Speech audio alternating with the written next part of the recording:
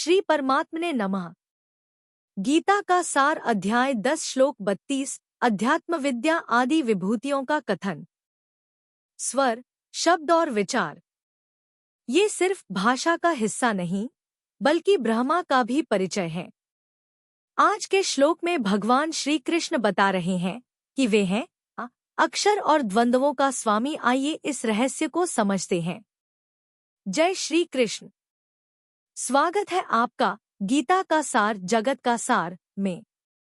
भारतीय जीवन दर्शन की दृष्टि से किसी भी ग्रंथ की वास्तविक उपयोगिता इस बात पर निर्भर करती है कि वह मानव को उसके परम लक्ष्य तक पहुंचाने में कितनी सहायक सिद्ध होती है।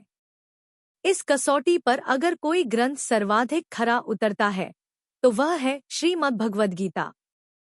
यह न केवल हमें जीवन जीने की कला सिखाती है बल्कि आत्मा की मुक्ति का मार्ग भी प्रशस्त करती है। अब रुकिए, एक सवाल है आपसे। क्या आप सच में इस दिव्य ज्ञान को अधूरा छोड़ना चाहेंगे? थोड़ा सोचिए। जब किसी को स्वयं प्रभु की वाणी सुनने का अवसर मिलता है तो क्या वह अवसर यूं ही जाने देना चाहिए? अगर आप अब तक हमें सुन रहे हैं तो समझ लीजिए, यह कोई संयोग नहीं बल्कि प्रभु की विशेष कृपा है। आपके कानों तक जो शब्द पहुंच रहे हैं वो सिर्फ आवाज नहीं, वो उस परम चेतना का संदेश है जो आपको जगाने आई है। हम तो बस माध्यम हैं, असली संदेशवाहक तो स्वयं भगवान श्री कृष्ण हैं। तो बोलिए, क्या आप इस अमूल्य अवसर को अधूरा छोड़ देंगे या हमारे साथ अंत तक इस यात्रा में जुड़ेंगे? वीडियो को अंत तक देखें क्योंकि आखिर में मिलेगा एक सवाल और सही उत्तर पर रिवॉर्ड। लाइक करें, शेयर करें और सब्सक्राइब जरूर करें। हम सब मिलकर प्रभु के संदेश को जनवरी से जनवरी तक पहुंचाएं। इस वीडियो के अंत में एक प्रश्न पूछा जाएगा, इसलिए पूरा वीडियो ध्यान से देखें और अंत में पूछे गए प्रश्न का उत्तर अवश्य दें। कल हमने जाना था ज्ञानों में मैं आत्मज्ञान, तर्क में वाद, अक्षरों में और अनंतकाल में समय हूँ। इससे हमें आत्मचिंतन, संवाद की कला और समय की उपयोगिता को समझने की प्रेरणा मिली। आज का श्लोक अध्याय 10 श्लोक 33 अक्षराणां कारोऽस्मि द्वन्द्वः सामासिकस्य च अहमेवाक्षयः कालो धाताः विश्वतोमुखः। भावार्थ, मीनिंग, मैं अक्षरों में हूँ, सामासिक व्याकरण में द्वंद्व हूँ, मैं ही अक्षय काल हूँ और सृष्टि को रचने वाला, सबोर मुख वाला धाता, निर्माता हूँ। श्री हरि बोलो। ग्रंथराज श्रीमद्भगवद गीता जी की जय। गीता सुगीता कर्तव्या किमन्यः शास्त्र विस्तरया या स्वयं पद्मनाभस्य मुख पद्माद्विनीयः श्रिता। अथ ध्यानम्। शांताकारं भुजग शयनं पद्मनाभं सुरेशं विश्व आधारं गगन सदृशं मेघवर्णं शुभांगम। लक्ष्मीकांत कमल नयन योगिभिः ध्यान गम्यं वंदे विष्णु भव भयहरं सर्व लोकैकनाथम्। यं ब्रह्मा वरुणेन्द्र रुद्रमृतः स्तुन्वन्ति दिव्यैः स्तवैर्वेदैः सांग पद क्रमोपनिषदे गायन्ति यं सामगाः। ध्यान अवस्थित तद्गतेन मनसा पश्यन्ति यं योगिनो यस्यान्तं न विदुः सुर असुरगणा देवाय तस्मै नमः। वसुदेव सुतं देव कंस चाणूरमर्दनम् देवकी परमानंदम कृष्ण वंदे जगद्गुरुम्। भगवान की योग शक्ति का और अध्यात्म विद्या आदि विभूतियों का कथन। श्लोक 32 सर्गाणामादिरन्तश्च मध्यम चैवाहमर्जुन अध्यात्म विद्या विद्याना वादः प्रवत्तामहम्। उच्चारण की विधि सर्गाणाम आद्य अंतः च मध्यम च एव अहम अर्जुन अध्यात्म विद्या विद्यानाम वादः प्रवत्ताम अहम। 32 शब्दार्थ अर्जुन अर्थात है अर्जुन, सर्गाणाम अर्थात सृष्टियों का, आद्य अर्थात आदि, च अर्थात और, अंत अर्थात अंत, च अर्थात तथा, मध्यम अर्थात मध्य, भी, अहम अर्थात मैं, एव अर्थात ही हूँ, अहम अर्थात मैं, विद्यानाम अर्थात विद्याओं में, अध्यात्म विद्या अर्थात ब्रह्म विद्या और प्रवत्ताम अर्थात परस्पर विवाद करने वालों का, वादः तत्व निर्णय के लिए किया जाने वाला वाद, अस्मि अर्थात हूँ। अर्थ, हे अर्जुन, सृष्टियों का आदि और अंत तथा मध्य भी मैं ही हूँ। मैं विद्याओं में अध्यात्म विद्या अर्थात ब्रह्म विद्या और परस्पर विवाद करने वालों का तत्व निर्णय के लिए किया जाने वाला वाद हूँ। 32 व्याख्या, सर्गाणामादिरंतश्च मध्यं चैवाहम्, जितने सर्ग और महासर्ग होते हैं अर्थात जितने प्राणियों की उत्पत्ति होती है उनके आदि में भी मैं रहता हूँ, उनके मध्य में भी मैं रहता हूँ और उनके अंत में, उनके लीन होने पर भी मैं रहता हूँ। तात्पर्य है कि सब कुछ वासुदेव ही है। अतः मात्र संसार को, प्राणियों को देखते ही भगवान की याद आनी चाहिए।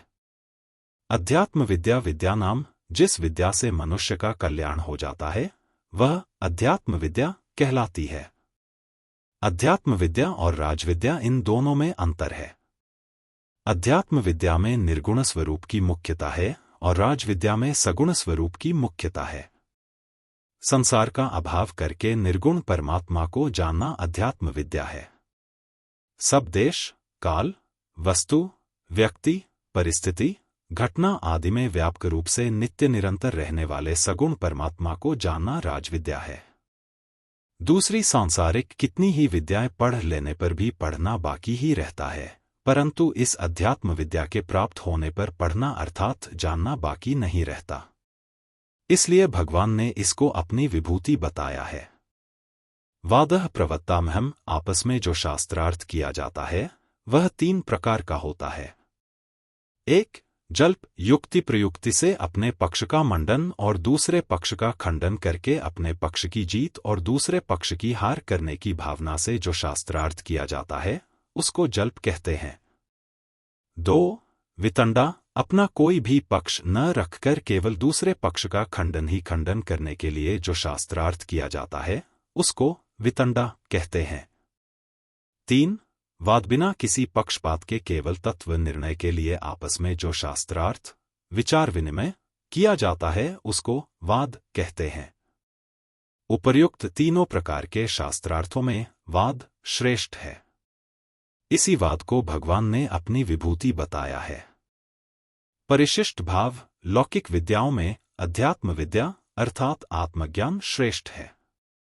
इसी को गीता के अध्यायों की पुष्पिका में ब्रह्म विद्या कहा गया है।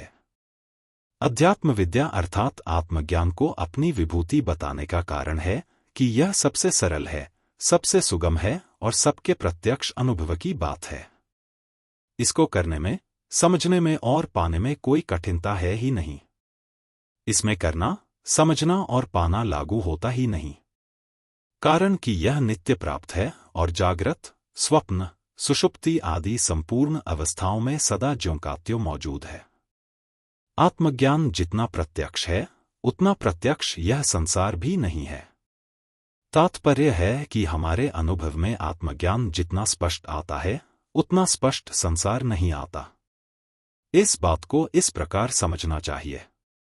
हम अपने बालकपन को देखें और वर्तमान अवस्था को देखें तो शरीर वही नहीं रहा, आदत वही नहीं रही, भाषा वही नहीं रही, व्यवहार वही नहीं रहा, स्थान वही नहीं रहा, समय वही नहीं रहा, साथी वही नहीं रहे, क्रियाएं वही नहीं रहीं, विचार वही नहीं रहे, सब कुछ बदल गया, पर सत्ता रूप से हम स्वयं नहीं बदले। तभी हम कहते हैं कि मैं तो वही हूं जो बालकपन में था। तात्पर्य यह हुआ कि जो बदल गया वह अलग स्वभाव वाला है और जो नहीं बदला वह अलग स्वभाव वाला है। जो नहीं बदला वह हमारा असली स्वरूप अर्थात शरीरी है और जो बदल गया वह शरीर है। यह आत्मज्ञान है। आज की जीवन समस्या और समाधान। समस्या: संवाद में भ्रम, आत्म अभिव्यक्ति की कमी, जीवन में मानसिक द्वंद्व और निर्णयहीनता, समय का दुरुपयोग। समाधान: इस श्लोक से अक्षर सभी ध्वनियों का मूल है। सरल, स्पष्ट और शक्तिशाली। अपने विचारों को स्पष्टता से प्रकट करना सीखें। द्वंद्व: जीवन के विरोधाभासों जैसे सुख दुख को समझकर संतुलन बनाना। मानसिक द्वंद्व से बाहर निकलकर स्थिरता पाएं। अक्षय काल समय अनंत है, लेकिन हमारा जीवन सीमित है। समय का सदुपयोग करना सीखें। आज के शॉर्ट्स में पूछे गए सवाल था प्रश्न, विद्याओं में भगवान ने किसे अपनी श्रेष्ठ विभूति बताया है? विकल्प अ. संगीत, बी. वेदपाठ, सी. आत्मज्ञान, डी. व्याकरण।